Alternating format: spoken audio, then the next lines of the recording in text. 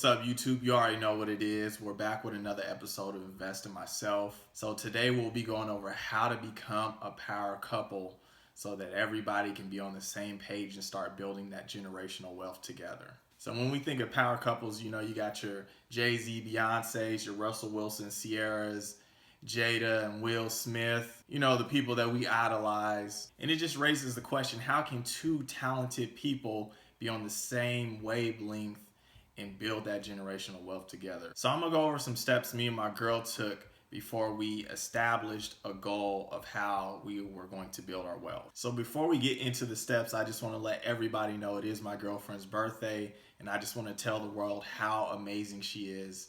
The most beautiful woman I know inside and out. Happy birthday to ya. Hey, happy birthday to ya. Happy birthday to ya. No, really though, but having somebody that encourages you to become your best self is just an amazing feeling. Having somebody that's a natural born leader but chooses to step back and let you take the lead is a very selfless and brave act, and I love you for that. Don't get me wrong though, if a brother starts messing up, she will patch the ship up, push me over, start taking control and steer the ship, trust me. But I think that's the beauty in not just building generational wealth, but also finding happiness. The ability to trust one another and play multiple positions builds a certain bond. The bond of probably what most people think as a power couple. So before we get into the steps, go ahead and comment down below. Wish my girl a happy birthday. Go ahead and subscribe and like the video. So the first step of what you would want to do to start that power couple bond is to talk about money at least once a week. So some of the things that you want to know is, what's your income? What's your debt? What's your cash flow? What's your assets and liabilities? Do you own a home? How much equity is in your house? Do you have any investments such as 401ks? And what do your spending habits look like? And this is a way me and my girlfriend pretty much answered all those questions into one. So we used an app called Personal Capital, and we put in all our incomes, debts, assets, liabilities. And what this did, it helped us track what our income, debts, cash flow is monthly, and our spending habits. So I can go into my app right now and see how we're doing as a power couple, because it shows all of our income, debts, liabilities, and assets all into that one app. Now, one thing here to note, I do not have control over my girlfriend's money. She still has her own bank accounts and things like that. But to get an understanding, I'm able just to view how much is coming in and going out, and vice versa. So she can go into her app and see all my information as well too. This just leaves transparency on both of our ends, so we know how our spending habits are, and we can have conversations about if we felt like we spent too much money one month as opposed to another month. And we can also go in every week, every Friday or Saturday, and just kind of look how our spending habits were that particular week and just discuss. So this is something that just helps us get on the same page financially week after week, and it's easy for us to bring up that money conversation that's pretty much hard for a lot of couples to bring up. So the second step of what you guys want to do as a power couple is to learn what type of partner you have. Does your partner play offense or does your partner play defense? So a partner that is offense uses leverage to generate more and more income so their cash flow increases. So an offensive type person would be more into investing rather than paying off their debt.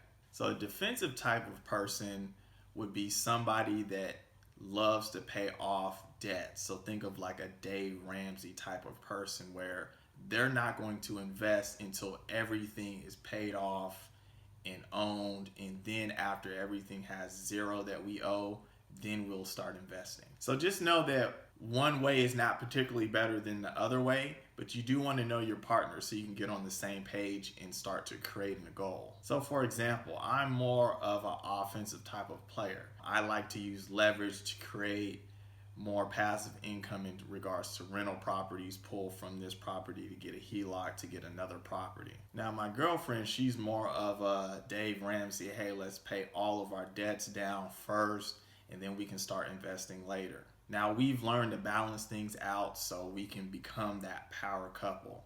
So let me give you an example of maybe extreme offense if I was not listening to my partner. So since I like to use leverage to borrow from the banks to get more properties, since this pandemic has been going on, it could lead to me not having enough money to pay the banks back, and we could end up in a bankruptcy situation. So extreme leverage can get you in a lot of trouble. Now let's talk about an extremely defensive person. So if an extremely defensive person's all about just paying off debt and they're not making any other streams of income with this pandemic, if both of us lost our jobs, yes, we may have little debt, but we still have to have some sort of income coming in or we can't survive. So both types of players have strengths and weaknesses, and not every player is going to have 100% offense, 100% defense.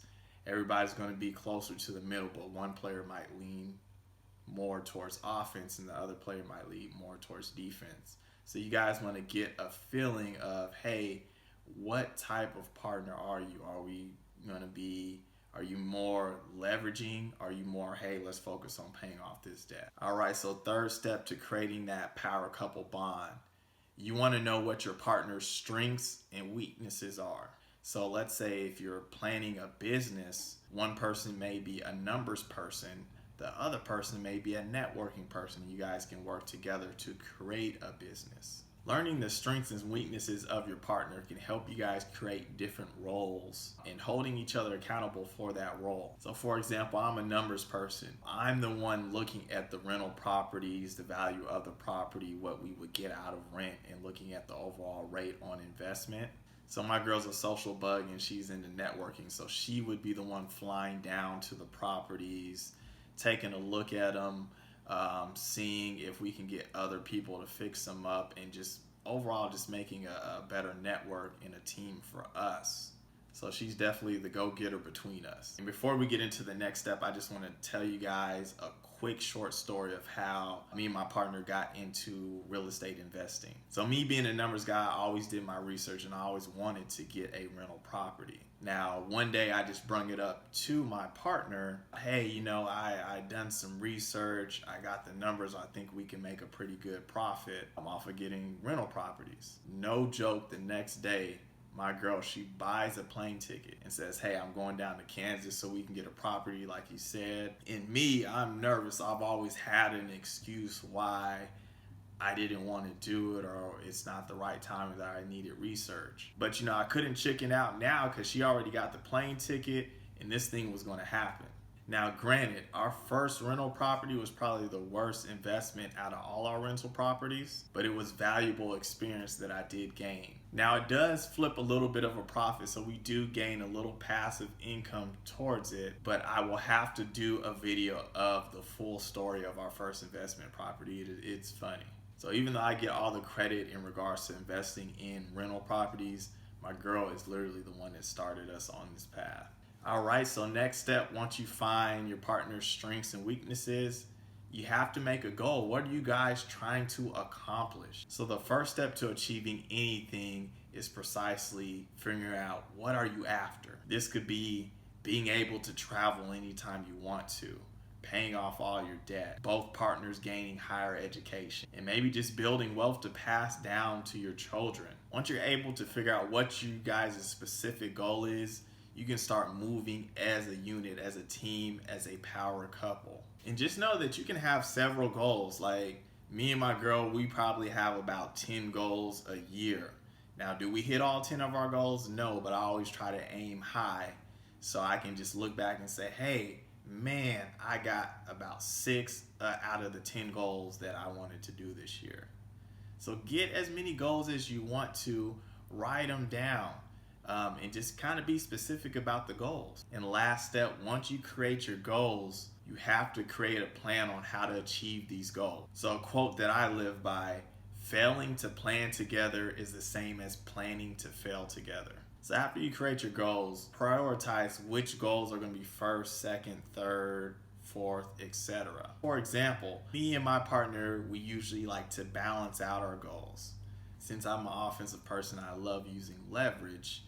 I would say, hey, let's make the first goal getting another property so we can build more passive income. The second goal may be more of a defensive goal. So after we get this next house and we have more passive income, our goal is to pay down a debt. This year we were able to pay down her student loans. So we got the student loans paid down after we got another property. So prioritizing the goals that, hey, both of us win in regards to what we want.